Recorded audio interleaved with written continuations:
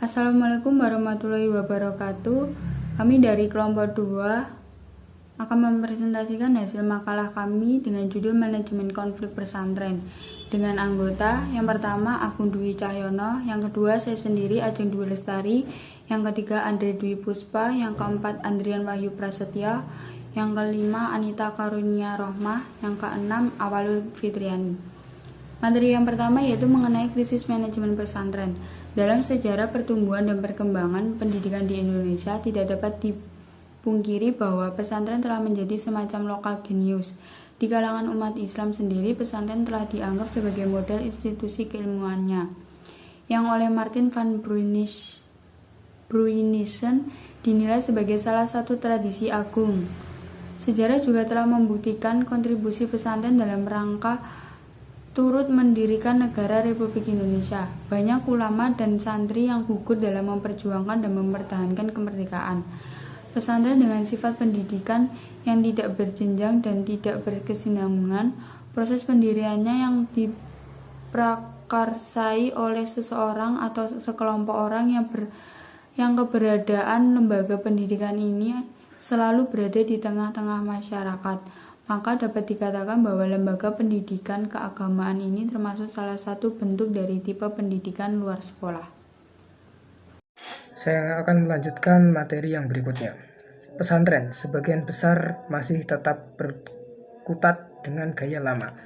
Meski di suatu sisi sangat baik terutama dalam pendidikan moral maupun perubahan sosial yang terlalu cepat membuat pesantren menjadi tampak ketinggalan zaman. Ini disebabkan karena terjadinya suatu krisis dalam sistem pendidikan yang diterapkan. Menurut Mustafa Rahman, dikutip oleh Ismail dan kawan-kawan 2002 bahwa krisis manajemen menyebabkan pesantren menjadi kurang untuk tidak mengatakan tidak responsif terhadap perubahan sosial itu sendiri. Padahal dalam kondisi Indonesia yang terpuruk sekarang ini, suatu pesantren sangat dibutuhkan, bahkan seharusnya memiliki andil besar dalam mewujudkan masyarakat yang berkecukupan, masyarakat yang aman, tentram, maju, dan dinamis, atau dalam istilah modern masyarakat madani. Lingkup krisis manajemen pondok misalnya sumber manusia, budaya, kultur, pembiayaan, dan kurikulum. Saya Ajeng Dwi Lestari akan melanjutkan materi selanjutnya yaitu mengenai faktor krisis manajemen pesantren. Manajemen pesantren bisa dikatakan efektif apabila memiliki keberhasilan yang dilihat dari aspek kemampuan mencapai tujuan, menyelenggarakan proses pembelajaran, kesinambungan organisasi, dan kemampuan merespon lingkungan. Selain itu, keempat komponen tersebut memang merupakan unsur-unsur pembentuk lembaga pendidikan efektif, sehingga mengantarkan santri dapat mencapai hasil yang maksimal. Untuk menilai keberhasilan manajemen pesantren diperlukan fungsi penilaian dan pengendalian. Dalam manajemen pesantren, penilaian mempunyai kaitan erat dengan fungsi-fungsi manajemen yang lain. Di pesantren, penilaian dan pengendalian dilakukan untuk mengetahui tinggi rendahnya disiplin dan moral, serta untuk mengetahui cara-cara yang tepat dalam membina sikap dan perilaku santri, fasilitasi kegiatan dan hubungan kemanusiaan atau interaksi sosial.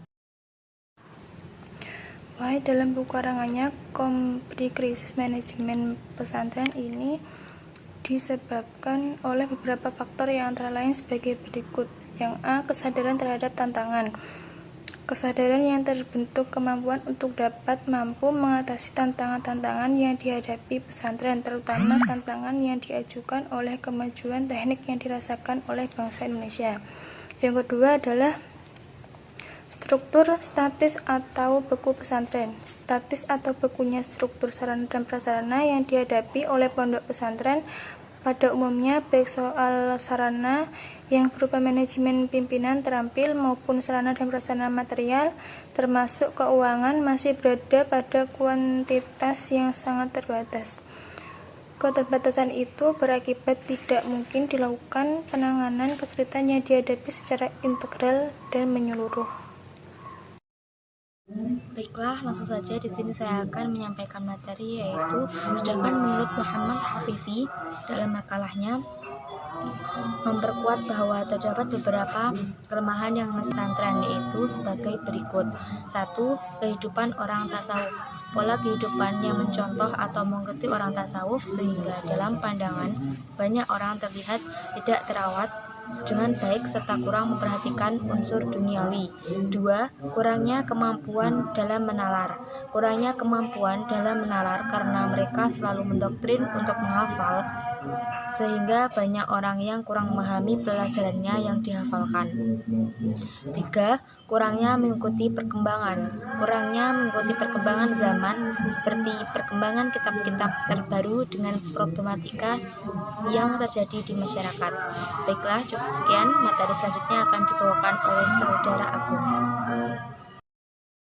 Selanjutnya yaitu yang keempat, sarana dan prasarana terbatas. Pada umumnya pesantren tidak memiliki sarana dan prasarana yang memadai untuk menunjang kegiatan belajar dan mengajar. Yang kelima, sikap otoriter. Sikap otoriter yang diterapkan oleh pimpinan lebih dominan karena memunculkan sikap otoriter, tidak profesional dalam pengelolaannya, tidak mudah untuk menerima pembaharuan dari dunia luar, dan terkesan eksklusif. Yang keenam yaitu kualitas pondok pesantren tidak merata.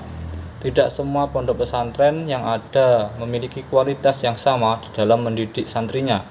Yang ketujuh, fanatisme sempit. Lebih fanatik pada suatu pendapat atau mazhab tertentu dengan tanpa mempelajari mazhab lainnya, sehingga kita tidak ada persoalan dalam masalah fikih, terjadi pertentangan dan saling menyalahkan. Cukup sekian presentasi dari kelompok kami. Apabila terdapat tutur kata yang kurang berkenan, kami mohon maaf yang sebesar-besarnya. Sekian, wassalamualaikum warahmatullahi wabarakatuh.